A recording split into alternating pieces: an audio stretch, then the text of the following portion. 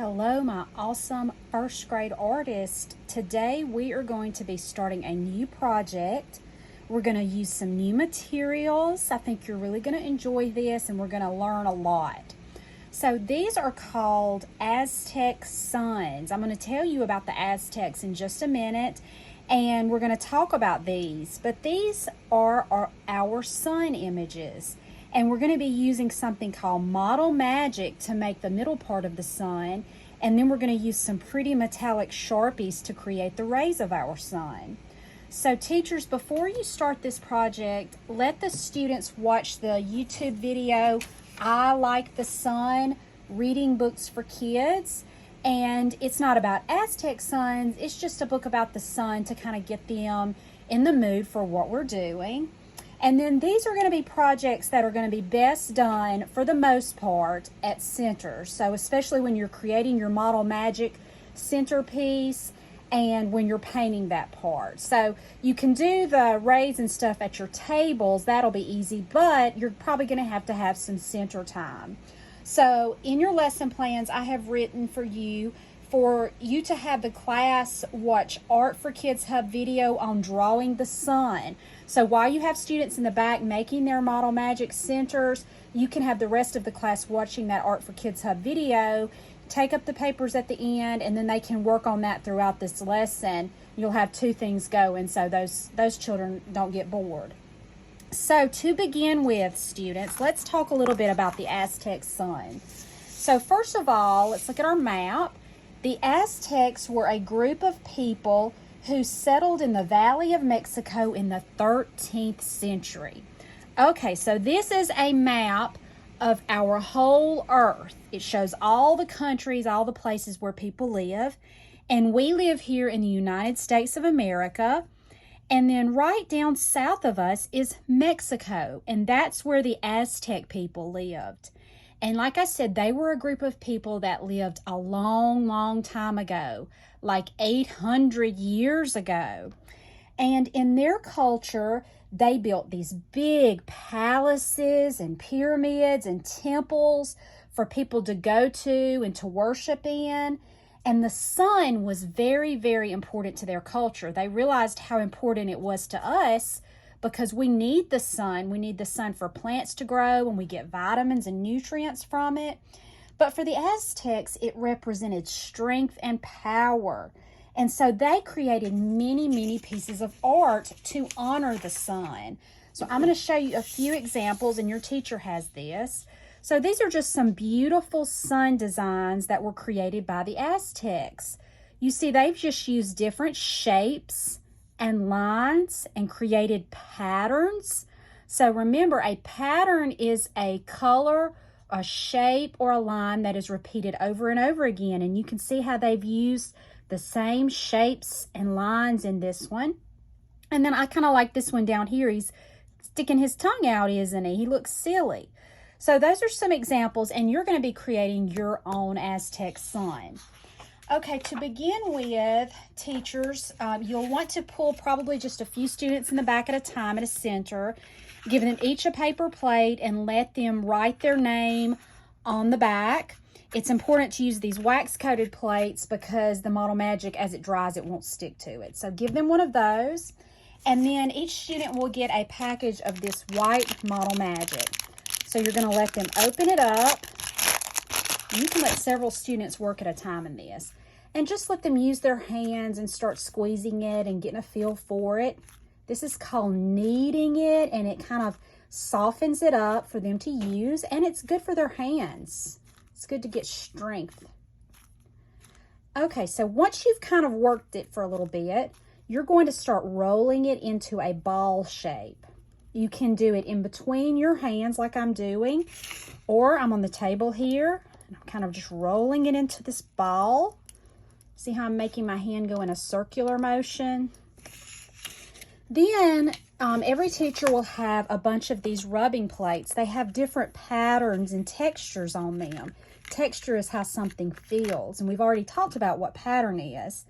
And you can let them choose which one they want to do. I like this one because I think it kind of looks like a flower in the middle. And so they're going to place their ball of model magic right in the center. And then they're just going to use the palm of their hand to press it down. And I just like to kind of get it flat. You can kind of use the palm of your hand to stretch it out. And then teachers, you may need to help them, depending on how soft they got their clay, you may need to help them kind of peel it off. Go gently so that you don't rip your piece of Model Magic. And then you have this beautiful texture imprint on your Model Magic. So that's going to be the center of your sun. So you're going to let the students put it back on there, and then it will just need to dry. So let it dry for about a week. That way when you come back, the paint will adhere to it better. If it's wet, it will absorb a lot of the paint. But we are going to pretend like it's been a week, and now the students are coming back and we're going to paint them. So you have some gold tempera paint. I've just put mine into this little bowl container, and I've got a foam brush. And to paint these, you just have to kind of let the students dab the paint on. If you brush it on, it goes on really thin. So I like to just kind of let them dab it on, and it creates a really interesting texture. It still is thin, but it'll have places where it's thicker. And what you can do, if you feel like it's not getting dark enough for you, not getting thick, you can let them paint 1 week and then come back and paint a second coat the next week. But again, theirs will be dry, or more dry than this is. So you see, I'm just kind of dabbing it on there. Kind of getting it on thick. It does look really pretty the thicker you get it, so that gold really shines and shows up. And it's okay if they get some, we did it on the paper plate so that it would have something to dry on and not make a mess in your classroom. So again, we're just going to get it all covered. You could use 2 weeks, like I said, and do that. All right, so after those have dried to the darkness that you like, you are going to give the students one of these cardboard discs. So teachers, I would like you beforehand to prep these discs. So there's a white side and then there's a cardboard side. On the cardboard side, you have something called gesso. Gesso is like a black acrylic, and it will go on very thick. You only need 1 coat, but I would like you to do this because this is acrylic. It will not wash out of clothes, and we don't want anybody to mess their clothes up. So teachers, if you could just prep these beforehand, that would be great. It's super easy, goes on really fast. So each child will have one of these black discs. They need to stick their name label on the back.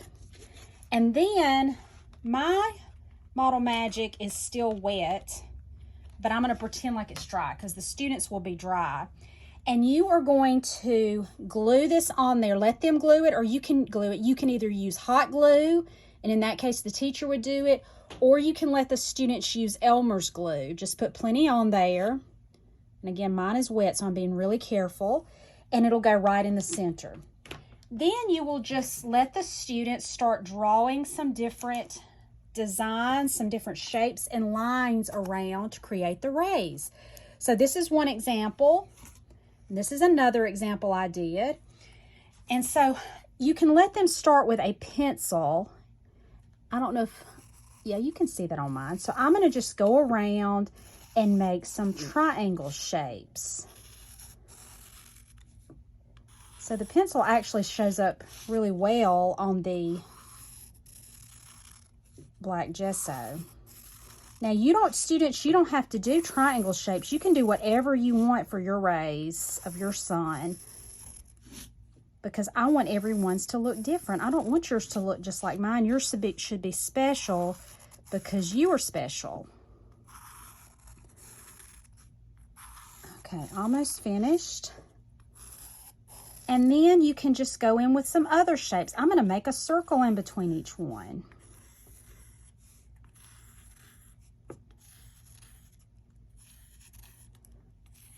I'm going around with my shapes, and this is a pattern because I am repeating these shapes in a sequence, and that's what a pattern is.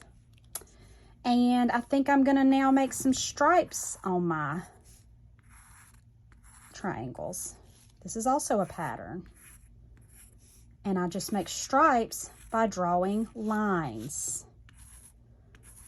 Okay, so you get the idea. You just keep drawing patterns.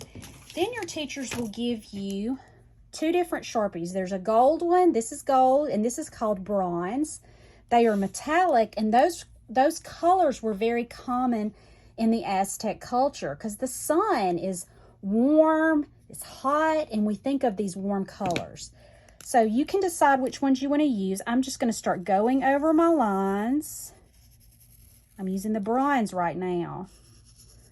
And it's so pretty. It really shows up good on this black background.